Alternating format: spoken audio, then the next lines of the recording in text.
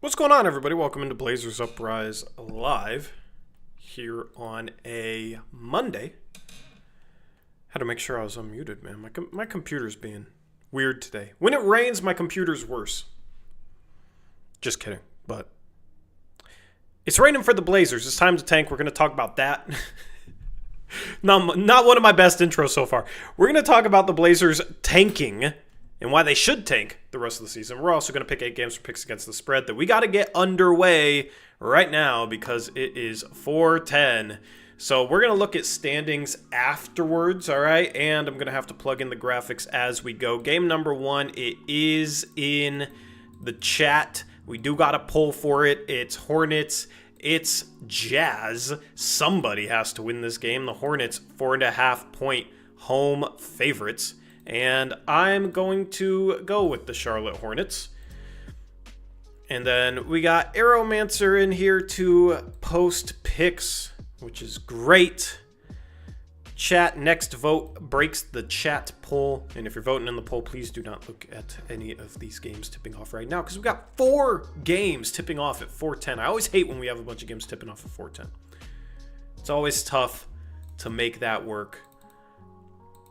But we do our best. We do our best. It's all you can ask for, right? Well, actually, later we're going to ask for the Blazers to do their worst. But that aside, we got Hornets for Eric, Zach, 503, Steven, Brendan. We got Jazz for Arrow, Trevin Jackson. Do we not have Zach picks again? We got Trevin going Jazz, Connor going Jazz.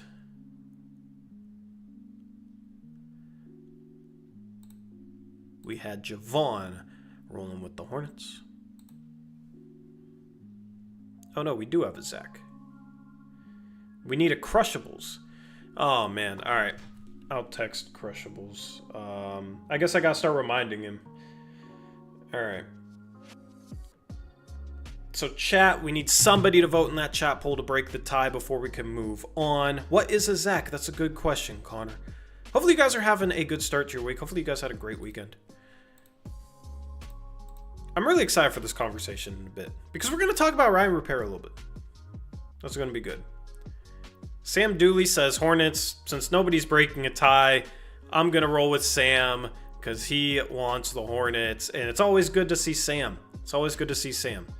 So we're going Hornets for chat because nobody wants to break the tie, making this a 8v4 in favor of the Hornets. Game number 2. We have, let me plug this in. This is what you get when I don't have time to set up. You get set up live. Game number 2, Pacers, Kings. Pacers, 3.5-point home favorites. Injuries for this game.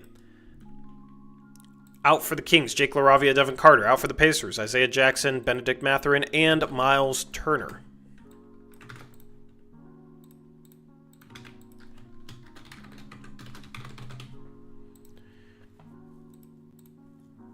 There is the chat poll.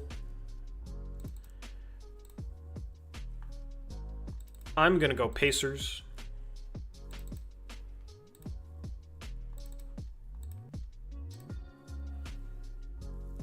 We got Kings for Javon. We got Pacers for Eric, Arrow, Jackson. 503 Brandon Steven. We got Kings for Trevin. Kings for Zach. Sorry if I ruined an island. Nah, you got 3 people here. We got chat, Pacers, 75% of the vote. And we need Connor. And we waiting on Crushables.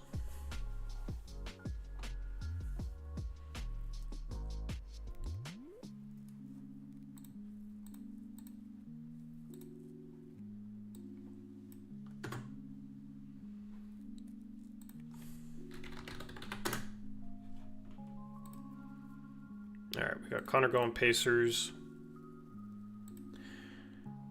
9v3 in favor of the Pacers. Game number 3. We have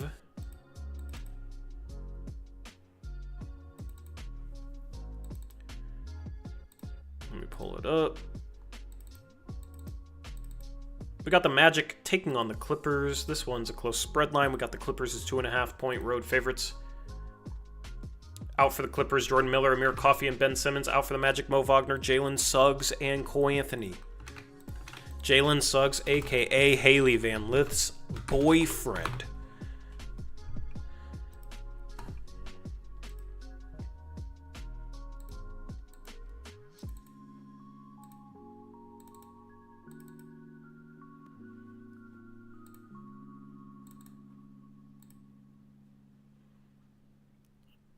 I'm taking the Magic. I haven't taken them in a while. We got Magic for Eric, Magic for 503. We got Clippers for Arrow, Zach, Jackson, Brendan, Steven.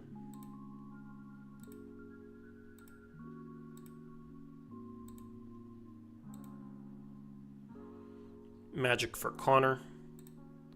Clippers for Trevin. We got Javon going Clippers. And we got chat going Clippers. 100% of the vote. 100% of the vote. 80% of the vote. Somebody got in on the Magic at the last second. This is an 8v4 in favor of the Clippers. And then game number 4 is... I was hoping I would remember off the top of my head, but I do not. We got the Heat on the road in Washington, D.C. to take on the Wizards. The Heat, 9.5-point road favorites. Injuries for this game. Out for the Heat, Drew Smith, Andrew Wiggins, Duncan Robinson, Kevin Love, Nikola Jovic, and Davion Mitchell. Out for the Wizards, Chris Middleton, Corey Kispert, Anthony Gill, Keyshawn George, Bilal Coulibaly, Malcolm Brogdon, and Sadiq Bey. Gross, gross, gross.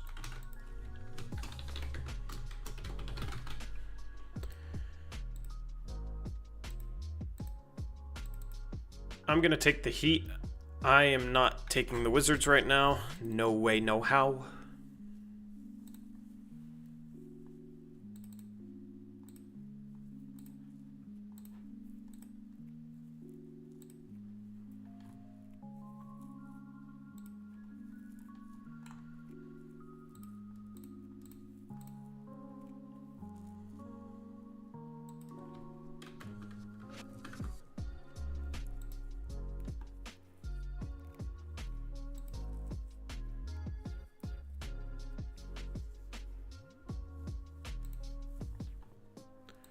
All right.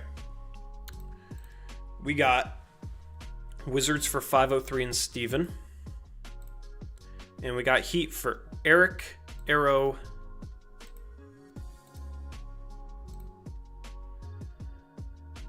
Zach, Jackson, Brendan.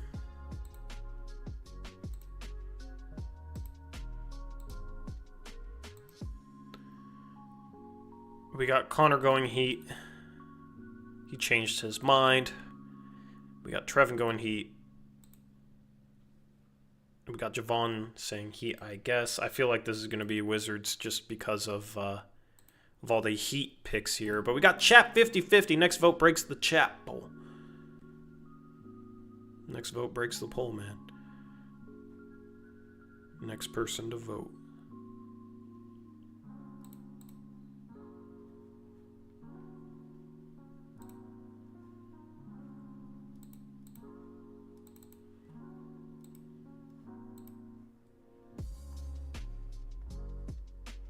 All right, we got Wizards. Chat is going with the Wizards. I talked them into it.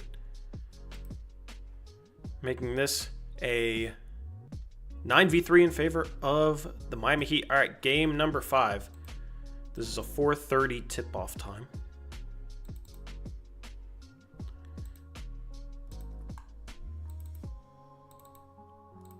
We got the Memphis Grizzlies hosting the Boston Celtics. Celtics 4.5-point road favorites. Out for the Celtics, Jaylen Brown and Luke Cornett. Out for the Grizzlies, Zion Poland and Brandon Clark. The poll is broken now. What does that mean?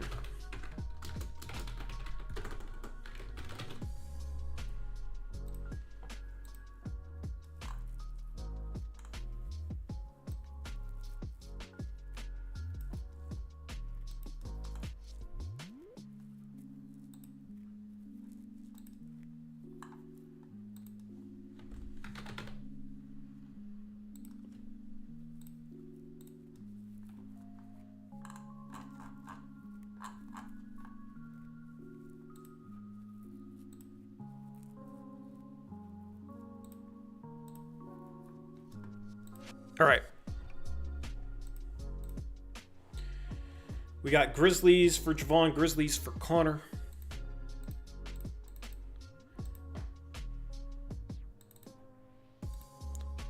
I'm also going to go Grizzlies.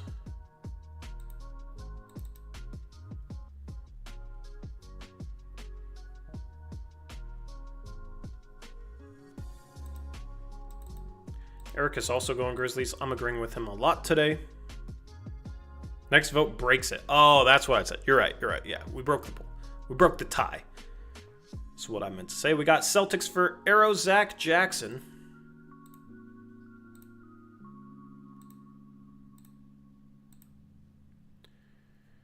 .503 Brendan Steven.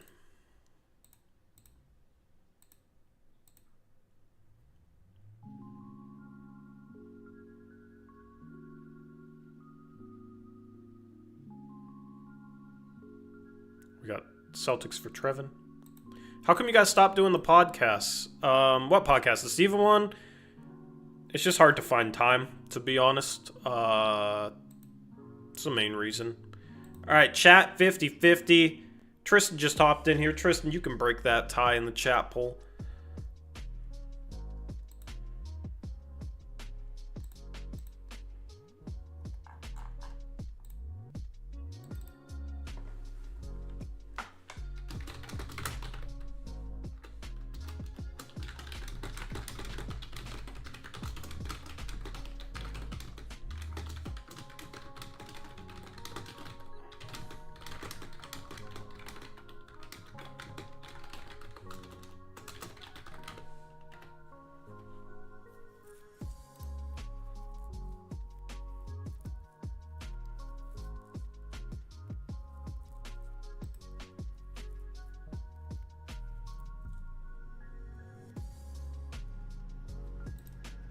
All right, we got Celtics, 62% of the vote for chat.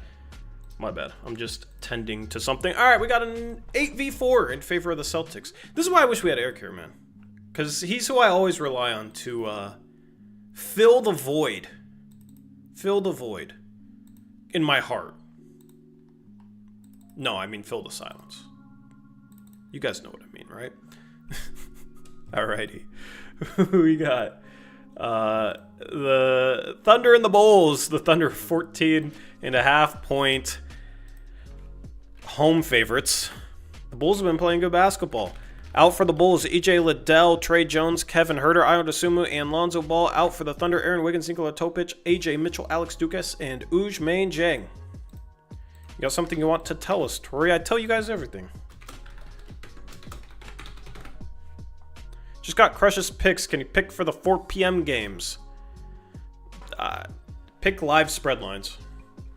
You figure it out, Arrow. I trust you. All right, chat. There is your poll. And we will figure out how to punish Crushables.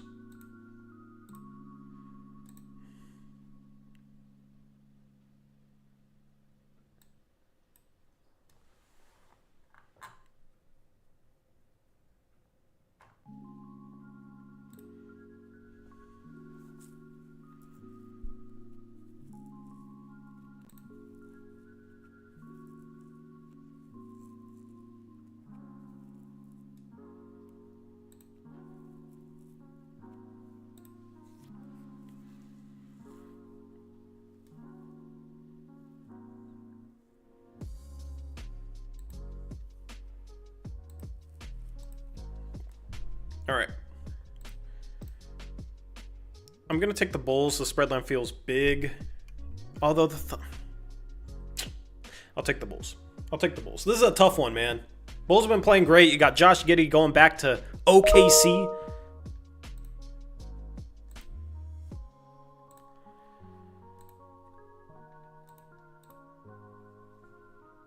We got Thunder for Trevin.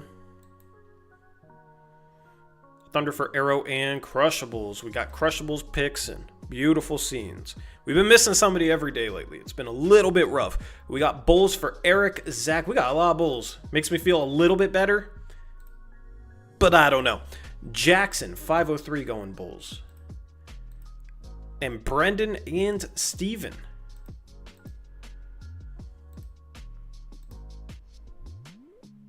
Connor went Bulls. Javon went Bulls. And chat is going to go Bulls. 67% of the vote. Making this a whopping 10v3 in favor of the Bulls against the Thunder. That's wild. That's wild stuff. All right. Game number 7. If it'll let me load it. We have the Brooklyn Nets heading into Dallas to take on the Mavericks, who are healthier now. They're healthier now. We got the Mavs as 9.5-point home favorites. Injuries for this game. Out for the Nets, Cam Thomas, Day'Ron Sharpe, D'Anthony Melton, Cam Johnson, and Noah Clowney. Out for the Mavericks, Olivier Maxence Prosper, Kyrie Irving, Dante Exum, and Derek Lively. It's a miracle there's only 4 players on the injury report for the Dallas Mavericks. Just got thunder at my house, which is funny timing. That's a sign, Connor. That's a sign. I would love some thunderstorms up here. Up in Vancouver, Washington.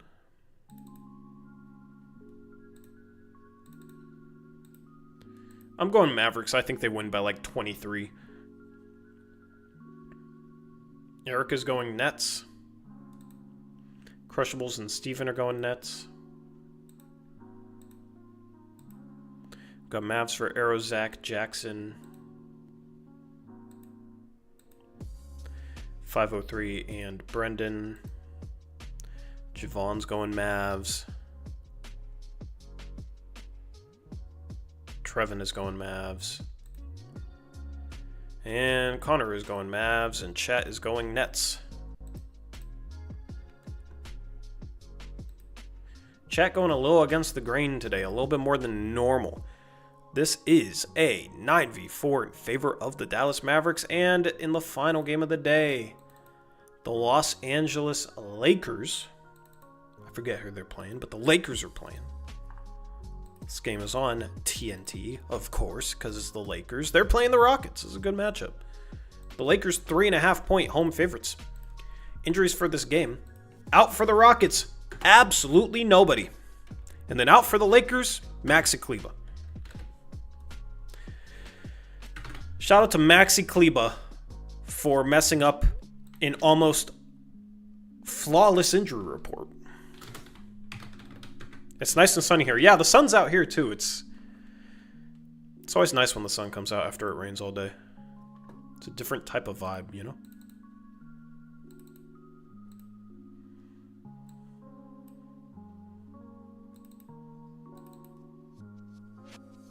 Lakers fans probably upset Brooks isn't suspended.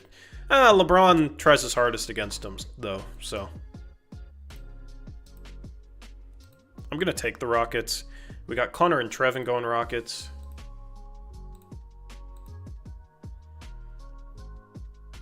We got Javon going Rockets. We got Lakers for Eric, Zach, Crushables.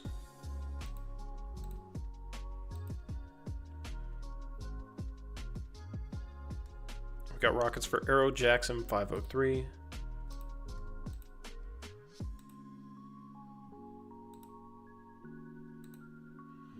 As well as Brendan and Steven.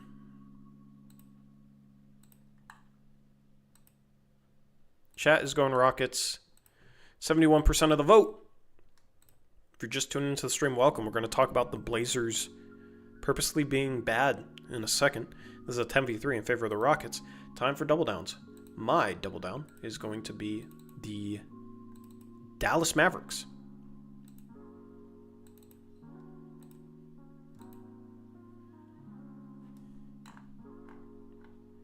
Chat is the Clippers.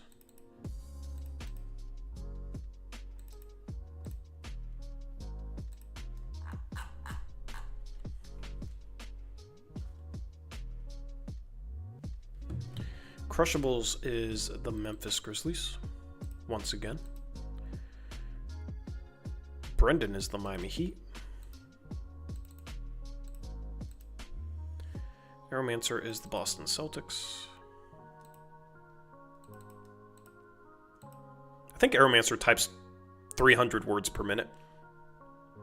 Eric is the Orlando Magic.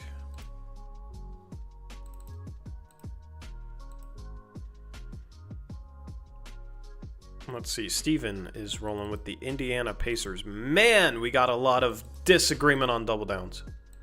So far, everybody is by themselves. Zach is the Sacramento Kings. Can we get all solos? No, we got 503 going with the Pacers. Why did I even say anything? 503 going with the Pacers. We got Jackson going with the Boston Celtics.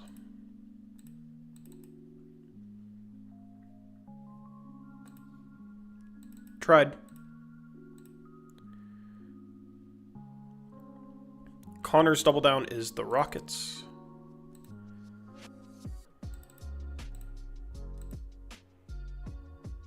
Javon took the Mavs with me. I just saw that.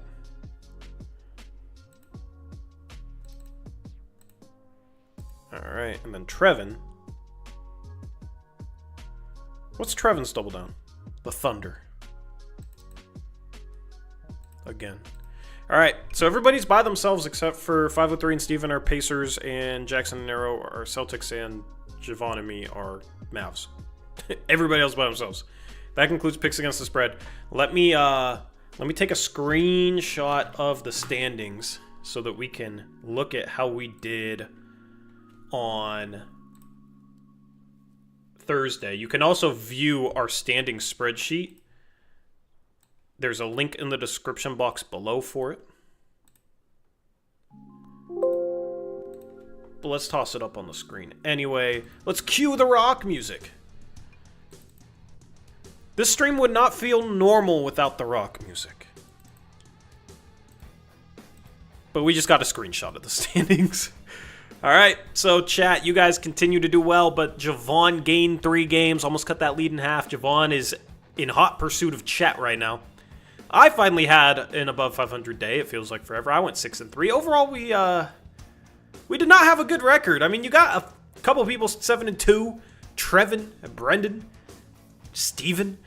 You got a couple 6-3s. Myself. Javon.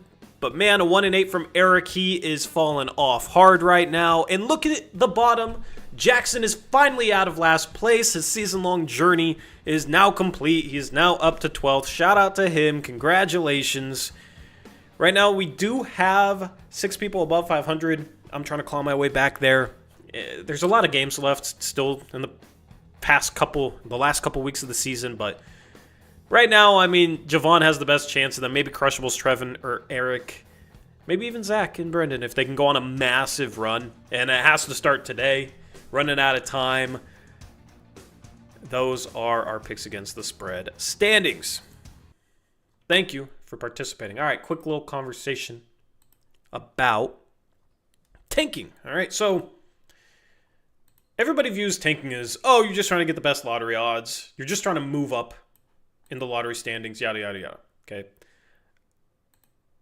I think a big thing about this for the Blazers is not even that 9th to 8th is a big difference. But you don't want to fall to 10th. You don't want to fall to 11th, okay? The Blazers still have a game against the Chicago Bulls that they could win and potentially fall to 10th, okay? The difference between 10th and 8th has about twice as good of odds of moving into the top 4 and twice as good of odds as moving up to number 1. 6% chance at number 1 compared to 3% chance at number 1 between 8th and 10th. The Blazers, you don't want to play meaningless games. They're not going to make the plan. You don't want to play games that are going to cause them to fall in the lottery standings. Also, you want to pass up San Antonio. If you can reduce their odds, that's about as good as maximizing your own, because you don't want them to move up with Wemby. And I mean, just imagine if they got the first overall pick. That would be a travesty. That would be awful. Awful. No good. All right? So the Blazers are chasing San Antonio right now. Right now, they are a half game behind the Spurs. The Blazers have one more win. The Blazers play the Spurs on April 6th. The Blazers need to lose that game. They need to lose that game, okay? But we've had this conversation all year about the lottery picture, and then the play-in picture, and then the lottery picture, and then the play-in picture, and now we're back to the lottery picture. But I do think one of the unspoken positives about tanking is you get to see some guys play legitimate minutes on an NBA floor that don't really get that opportunity all season. I put Ryan Rupert in the thumbnail because that is one of those guys. I want to see Ryan Rupert play 30, 35 minutes. It would also be nice to see some City Sissoko. The Blazer fans haven't gotten much of an opportunity to watch him unless they watch the G League. It would be good to see some Rupert, some City Sissoko. You can still run Klingon out there. You can maybe even still run Scoot out there. But if the Blazers get up early in a game against the Bulls or the Spurs, then you really sit them and you play freaking Sissoko at point guard. Do whatever you can to lose that game. Right? And just find a way to get 8th best odds. And just see if Rupert looks a little bit better than he did last season. Because we saw Rupert in little spurts to start the season, and then he fell off the radar. He's been playing in the G League. I've heard he's been having some good games. I need to pay more attention to the G League. But now is the perfect opportunity to get him some run, get him some burn, and see what he looks like to end this season. Now, of course, if he looks good, the narrative will be, yeah, he looks good, but it's against other tanking teams. And the Blazers are tanking. But the thing is, we got to see Rupert the most last season when the Blazers were tanking, so we can compare this season. If we see Rupert, if the Blazers start tanking, we can directly compare that to last season when the Blazers were tanking, and that's when we got to see Rupert, right? Because the situation is kind of the same. If the Blazers are tanking and playing Ryan Rupert a bunch of minutes, it's the same situation as he was getting a lot of minutes in last year. So does he look better? That's something I want to see. What parts of his game look better? Because the Blazers supposedly had a lottery grade on Ryan Rupert. He's still 20 years old? Let me look up his age. Let me confirm that. Yeah, he's 20 years old. He turns 21 on May 31st. So in 2 months, he turns 21. So he's a long-term project. It would be nice to see enough of a sample to determine if the Blazers have made progress or not. Be nice to see that. And then City Sissoko as well. And compare those two. Maybe Sissoko is a better prospect moving forward for the Blazers than Rupert. I don't know. But let Klingon shoot some threes.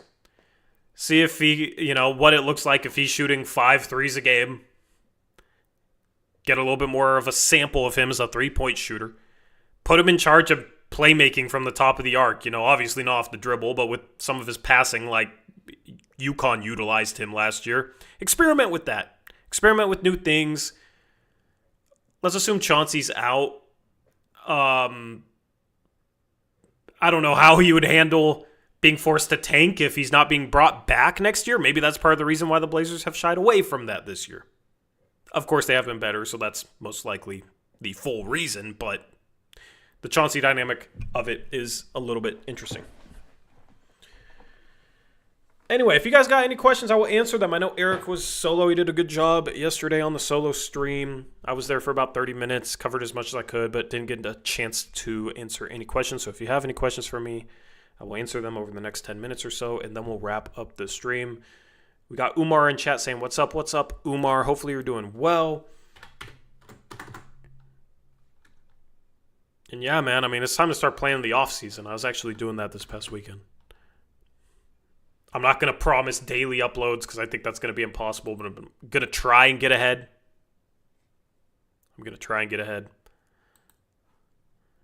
We'll see. Umar says he's at work. Tori, how's your bracket doing? I mean, if Florida wins it all, it's pretty good. I got 2 of the Final 4 teams right. The reason is because I don't put more than 2 1 seeds in my Final 4, and it's all 4 1 seeds. So, what can you do? I almost put 3, but I couldn't bring myself to do it. I always pick too many upsets. But I put Florida and Duke in my championship, so if that's the championship and Florida wins, then that's pretty good. My mom's winning our bracket pool. She won last year, and she's winning again this year, so... Jonathan Ever says, I agree about the young guys, Tori, but the only problem is some of the young guys have been instrumental to winning, so what do you do with them? Do you sit Avdia and Kamara all together, limit minutes? You sit both those guys. You probably sit Shaden Sharp. You definitely sit Anthony Simons. I think you can play Scoot and just give him the keys with these lineups and just see what it looks like. And then if he's playing really well and the Blazers are in a game that you need to lose, then you just sit him down the stretch. We've seen other tanking teams do that this year. I think you start Scoot, Rupert, Sissoko, Chris Murray, and Klingon. And then Bryce McGowan's is out for the year, which sucks, but you play some Justin Minaya. You play some Duop Reith. That's your 7-man rotation. Maybe a little bit of Jabari Walker. He can be the backup point guard. And that's your tanking lineup. I think you can get away with playing Sharp if Ant or Scooter out. Yeah, I mean, if Scoot's out... The thing is, I don't think Sharp's going to gain anything from reps at the end of the season if the Blazers start tanking like he did his rookie season. So I think they should sit Sharp. I think Scoot would have more to gain if he can actually play. Point guard Jabari LMAO. Yeah, man, I mean... Klingon at point guard. Like, let's just invert our lineup. Let's play our centers as point guards and our point guards as centers. We can run a 2-3 zone and have Justin Minaya as the bottom middle part of the 2-3 zone and like Klingon up at the top of the 2-3 zone. That would get called out on social media. Like, what the hell is this zone, man? Too bad we don't have Drew Timme. I mean, yeah, that's the type of guy that if we were tanking earlier would have been a guy to take a chance on because he has been dominating the G League and has looked good in the first couple of NBA games he's played. It's cool to see him in the NBA, though, for real. As a Gonzaga fan, man. I said I wouldn't draft him at all, and when people were saying I'm biased for Gonzaga, and I mean, I guess I wasn't biased enough.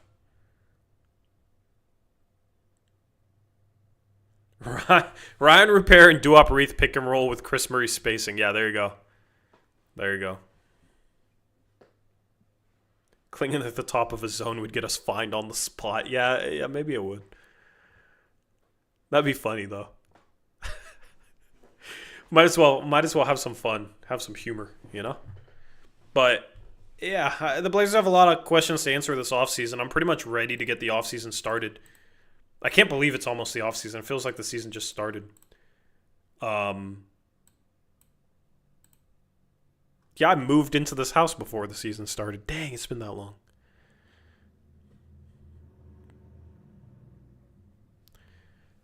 That's wild. Wild stuff. But, yeah, I'm ready for the offseason. The Blazers just have so many questions to answer. At this point, I think Jeremy Grant's going to be back next year. It'll be interesting to see that actually happen. It'll be very annoying, but it'll just be interesting to see how the Blazers go into next season with him on the roster. Because if he's still starting, Blazer fans are going to want to burn down Moda Center. He's not better than Avdia. He's not better than Kamara. And if he's starting with those guys, none of them are going to start as center. So then... what? Even if you trade Ant, you're still bringing one of Scoot or Sharp off the bench? That would be a travesty. You cannot go into next year without starting both Scoot and Sharp Otherwise, if you have to keep great, it's almost like you should just trade Sharp.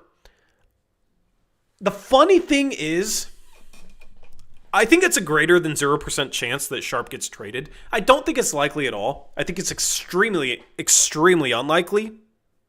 But he's going into the final year of his contract. And if the Blazers aren't sold on him and don't want to pay him what a team would give him on an offer sheet, and you have this guard conundrum, let's say the Blazers draft somebody else that can play on the wing, that can play a shooting guard spot. You got Jeremy Grant. Maybe the Blazers are still hellbent on starting him next to Avdia and Kamara. I mean, I would be very surprised if they trade Shaedon Sharp. I would be maybe borderline shocked, but I think it's a greater than 0% chance. My boss walked in, LOL, had to insta switch tabs. Here, I can put up a spreadsheet on the screen. Here, we can go back to this. There you go. Looks like you're working, right? Kinda. Don't ask about the animation in the background, though. But, yeah, it's like if Zion is actually available, could the Blazers trade Sharp for him? Like, let's say the Pelicans get the number 1 pick and Cooper Flagg's going to be their 4. You got Trey Murphy at the 3. Herb Jones. You need a star potential scorer.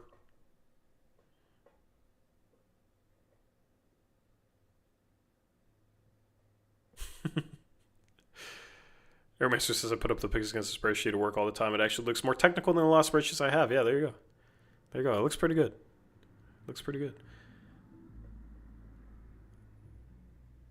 Jonathan Ever says, Cronin mouthpiece said on the radio that it would be an absolute disaster if the Blazers don't make a big change this summer for whatever it's worth. Well, what's the big change? Did he elaborate? I'd be curious what that big change should be, because if we're thinking of the same person, he's a big fan of Ant. He's not a big fan of Scoot. But yeah, I mean, if that's the attitude right now and then Cronin does nothing, I'm just curious to see if the goalposts move. Because if you're saying we need a big change, we need to clear out some of these vets, right, whatever, and he doesn't do it, you can't just sit there and say there's nothing he could do again. Right? I think this is the offseason for Cronin to either fully 1,000% establish himself as the GM of inactivity or correct that. It's just going to be tougher to correct that this offseason than it was last offseason when he should have and didn't. Jeremy Grant had more trade value. I think Anthony Simons might have had more trade value. And you did nothing.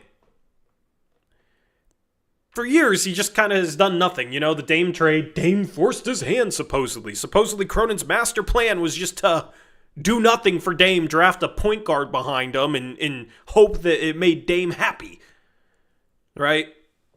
No, I think he and the ownership wanted Dame gone. Because that makes more sense for their lack of action than trying to act like Cronin was blindsided by doing nothing, as if Dame hadn't clearly given them an ultimatum. And that somehow Cronin thought it could work keeping Dame and wanted to keep Dame by drafting Scoot Henderson at 3. And somehow he just couldn't find any deals for that. I mean, how many times do we hear Cronin can't find any deals? What is he supposed to do? It takes 2 teams to make a trade. The right deal wasn't out there. You know, Cronin has his asking price. It's on other teams to meet it.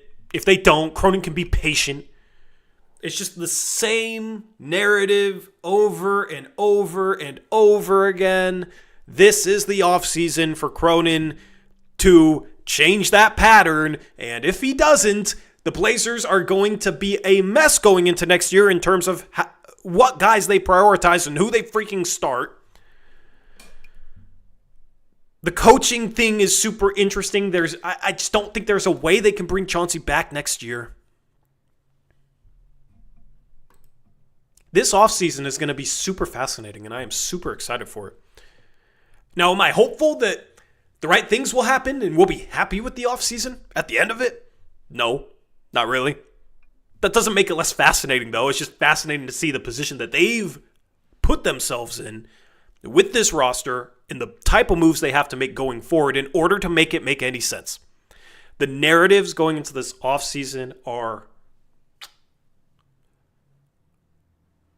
flavorful. And I'm excited to cover them. Looking forward to it, for real. We'll have a lull after the last day of the regular season until the lottery, and then we'll see what happens in the lottery.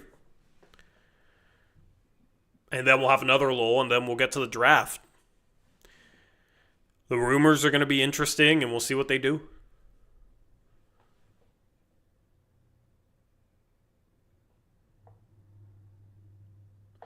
Jonathan says, he said if they didn't move up and just drafted someone and ran with it, it would be outrageous. He didn't specifically say they should trade Ant or Grant or anyone by name, but I think it can be inferred to means at least one of them. Yeah, you got to trade at least one of them. That's just basic common sense. No, if the Blazers just draft somebody and run it back with the same dudes next year and anybody is defending it, it proves to me that they will defend anything this front office does or does not do. I think we can all agree that the Blazers need to clear out some vets, clear some room for the young core that they're supposed to be prioritizing.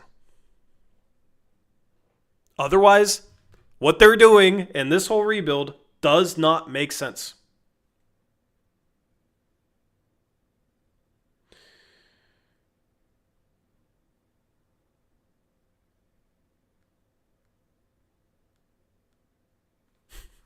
Mute that bozo? That's a great question. It's a great question. I don't know.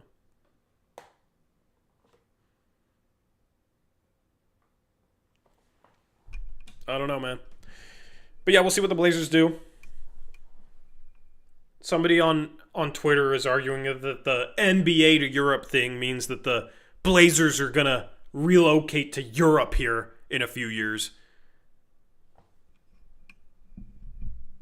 Because Europe needs 6 to 8 teams, and they can't expand by that many as once. So the small markets in the NBA are going to get relocated to Europe. It's amazing the type of opinions you'll find on Twitter.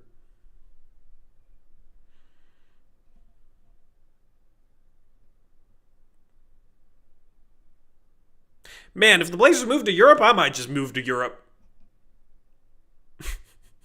Hopefully they move to Norway so I can go hang out with Jakob. Shout out to Jakob.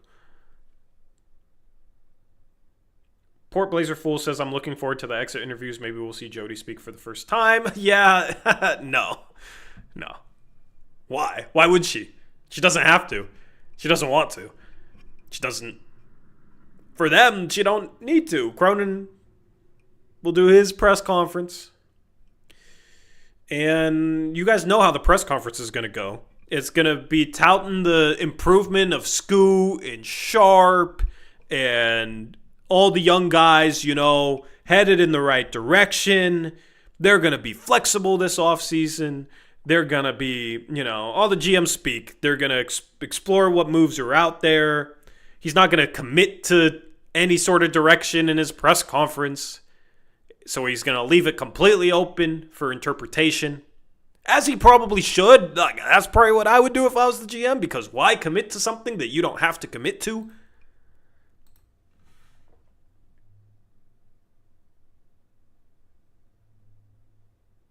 He probably won't bring up Anthony Simons.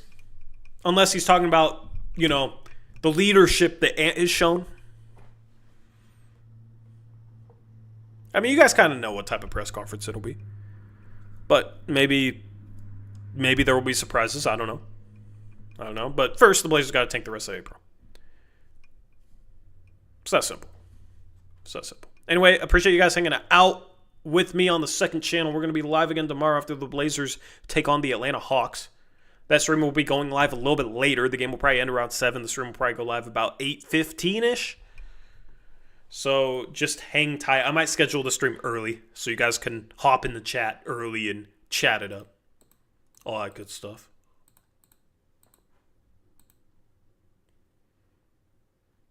Master plan, relocate to Paris, recruit Wemby, then move back to Portland. Yep.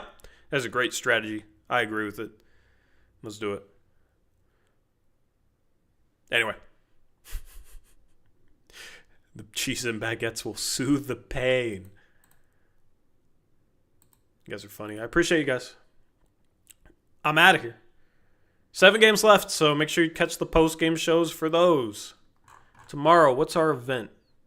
Oh, it's April Fool's Day. I might have something fun planned. We'll see. We will see. Yeah, might have to do some fun stuff on that post-game show to troll you guys. Since you guys always troll us, and we love it. All right, we're out of here. Have a good rest of your Monday. We'll catch you tomorrow. Until then, as always, peace out. Go Blazers!